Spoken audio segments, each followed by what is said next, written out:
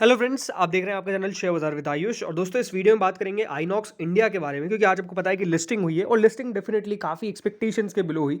हम कह सकते हैं, देखिए बाजार का पूरा हाथ था इसके अंदर ज़रूर। अब ये बात अपने आप में काफ़ी इंटरेस्टिंग है कि मार्केट में एक रिकवरी तो बहुत अच्छी हमको देखने को मिली है।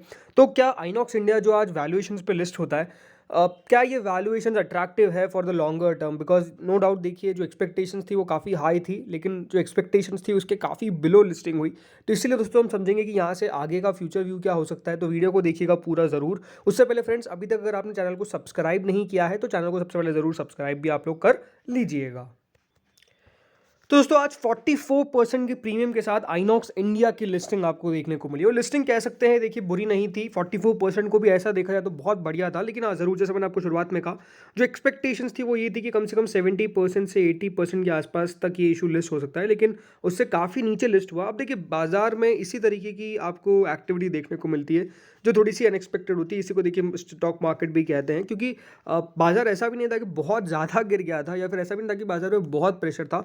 ज़रूर देखिए, जो कल का सेशन था यानी यस्टरडे सेशन था वो काफ़ी वीक था। लेकिन आज दोस्तों हम कह सकते हैं सेशन इतना कोई ख़राब नहीं था। बट ज़रूर एक ज़रूरी बात जो ये है कि यहाँ पर आज रिटेल ने शुरुआत में दोस्तों आईपीओ को सेल करना चालू कर दिया। बिकॉज आई थिंक एक सबसे बड़ी बात क्या है, एक फियर ऑफ फैक्टर होता है, राइट? तो वो फियर जो था वो ज़रूर दोस्तों आज काफ़ी ज़्यादा आपको आइनॉक्स की लिस्टिंग पे देखने को मिला। बिकॉज मोस्टली मैं मान के चलता हूँ, जिन रिटेलर्स के पास ये आईपीओ आया उनके द्वारा अपने प्रॉफिट बुक करा गया बिना कोई दूसरा थॉट। बिकॉज दोस्तों, इंपॉर्टेंट क्या होता है ना, कि जब बाजार नीचे जाता है तो वो आपके पास होल्डिंग पावर होनी चाहिए। बट याद रखिएगा, होल्डिंग पावर आज नहीं थी। इसीलिए दोस्तों हम कह सकते हैं कि यहाँ पर जिस तरीके से सेलिंग ऑर्डर्स लगे, स्टॉक जो है वो नीचे जाना चालू कर दिया। लेकिन ज़रूर ऑलमोस्ट दोस्तों 660 के प्राइस के बाद 978 रुपीज़ एंड 90 पैसे पे दोस्तों ये आपको जाता हुआ देखने को मिला, हाई लगता हुआ नजर आया। 933.15 पे बीएससी पे लिस्टिंग होती है, और उसके बाद 978.90 तक स्टॉक जाता है। वहीं एनएससी पे 949.65 तक स्टॉक दोस्तों आपको ऊपर जाता हुआ लिस्टिंग हुई, एंड उसके बाद भी काफ़ी ऊपर गया था। बट ज़रूर उसके बाद वापस से नीचे भी आ गया। बट नो डाउट देखिए, कंपनी ने जिस तरीके से बढ़िया कारोबार किया है, या फिर जिस तरीके से दोस्तों लिस्टिंग दिखाई है, अब कंपनी की जो मार्केट वैल्यूएशन है वो करीबन 8,522 करोड़ के आसपास हो चुकी है। ये जो आप साफ साफ देख सकते हैं। और देखिए, अब इसके अंदर जो पार्टिसिपेशन था, राइट, जो पार्टिसिपेशन था वो भी काफ़ी स्ट्रांग आया था। ज़रूर पूरा का पूरा ऑफर फॉर सेल था, बट स्टिल दोस्तों जो पार्टिसिपेशन था वो काफ़ी दमदार था। और जिस तरीके से पैसा लगाया इसके अंदर वो शानदार था। देखिए, जिनको नहीं पता है, आइनॉक्स इंडिया दोस्तों one of the leading cryogenic tank manufacturers है इंडिया के अंदर। और इनके पास ऑलमोस्ट 30 साल का एक्सपीरियंस है।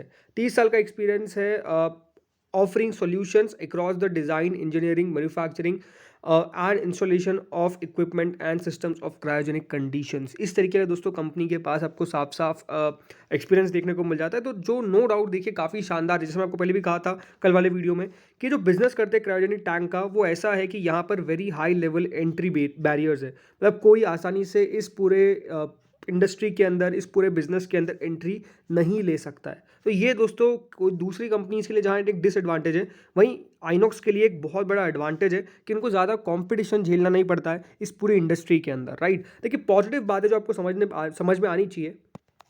इसकी पॉजिटिव बात क्या है? कंपनी के ऊपर ना तो कोई डेट है, कंपनी ऑलमोस्ट एक डेट फ्री आपको कंपनी देखने को मिल जाती है।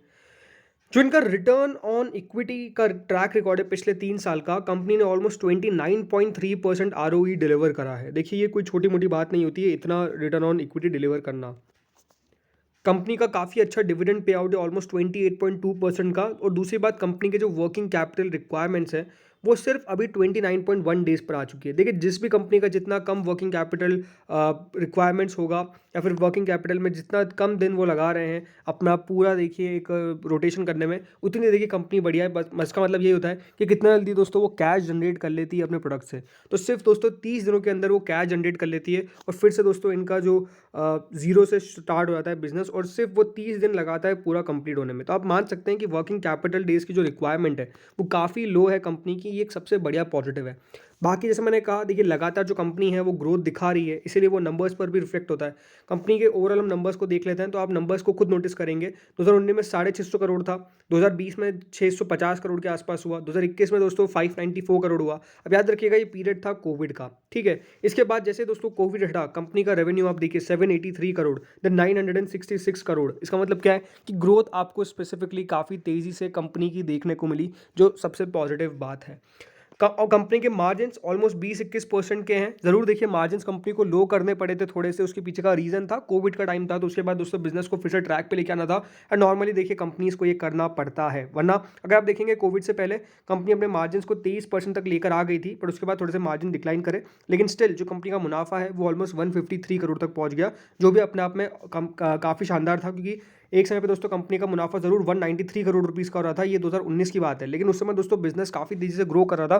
बट हम कह सकते हैं जैसे ही वो एक स्टॉप आया कोविड का, उसके कारण दोस्तों कंपनी का मुनाफा घटा, लेकिन स्टिल वापस से कंपनी जो है वो ग्रोथ के ट्रैक पे आपको लगातार देखने को मिल रही है। तो ये सारी देखिए अच्छी बात है, कोई इसके आप कौन, जैसा मैंने कहा, कोई इसकी नेगेटिव चीज़ ऐसे आप ढूंढ नहीं सकते, क्योंकि यहाँ पे कौन एक भी नहीं है। तो दोस्तों इस बिजनेस में अभी तक कोई ऐसा दिक्कत हमको देखने को नहीं मिली है, जो अपने आप में एक बहुत बढ़िया पॉजिटिव बात है। लेकिन अब क्वेश्चन यही आता है कि इस कंपनी के अंदर क्या बने रहना चाहिए। तो आज दोस्तों जो क्लोजिंग आई है वो 934 पे आई है। अभी 15 रुपये 65 पैसे नीचे को दिखा रहा है, बिकॉज जो इसका ओपनिंग था वो 949 का था, तो वहाँ से 15 रुपये 65 पैसे नीचे स्टॉक बंद हुआ है। लेकिन यहाँ पर ज़रूर हम कह सकते हैं जो एग्जैक्ट क्लोजिंग है वो है आज दोस्तों 939.95 की आज एग्जैक्ट क्लोजिंग आपको देखने को मिलेगी। ज़रूर दोस्तों एट द एंड यहाँ पर अगर आप एम ऑर्डर्स देखेंगे तो वो ऑलमोस्ट 92,054 है ऑन द सेलिंग साइड। मतलब ये है कि लोग अभी भी बेच रहे हैं इस शेयर को। कुल मिला के जो वॉल्यूम आपको देखने को मिली है 2,71,00,000 की देखने को मिली है। ऑलमोस्ट दोस्तों जो कंपनी की मार्केट कैप है वो 8,000 करोड़ के पास पहुंच चुकी है। देखिए अगर आप मुझसे पूछेंगे लॉन्ग टर्म में ये कंपनी बहुत बढ़िया दिखती है, एक यूनिक बिजनेस मॉडल है, ऐसा बिजनेस ज़्यादा कोई कंपनीज कर नहीं रही है, और मेरे हिसाब से दोस्तों ये जो पूरा सेक्टर है ये ग्रो करेगा। मैंने कल भी ये सेम कहा था। देखिए बाजार की गिरावट से आपका क्या पूरा व्यू चेंज हो जाता है, ये आपको क्वेश्चन करना चाहिए। बिकॉज मार्केट का नेचर क्या है, मार्केट देखिए ऊपर भी जाएगा और नीचे भी जाएगा, ठीक है। ऊपर जाएगा तो सब शेयर अच्छे हैं, लेकिन नीचे भी जाएगा तब सब शेयर खराब हो जाएंगे क्या? ऐसा तो नहीं है ना। देखिए बाजार का असर तो हर जगह पे आपको देखने को मिलेगा, लेकिन लॉन्ग टर्म में याद रखिए कोई अच्छी चीज़ है तो वो ऊपर ही जाएगी ना, स्टॉक ऊपर ही चलेगा। लेकिन खराब चीज़ है तो ऑटोमेटिकली देखिए वो हो सकता है कि बुल मार्केट में पार्टिसिपेट भी ना करे, कभी कभार ऐसा भी होता है। तो ये आपको समझना पड़ेगा। लेकिन इंपॉर्टेंट क्या है कि दोस्तों ये जो कंपनी है वो बढ़िया है, कोई ऐसा मुझे खास प्रॉब्लम दिखती नहीं है, जैसा मैंने कहा। अब देखिए ये क्वेश्चन होगा कि हाँ कब जाके ये वापस मतलब 4 फिगर का जो मार्क है वो टच करेगा, 1000 लेवल का मार्क टच कब करेगा, ये पता नहीं किसी को भी।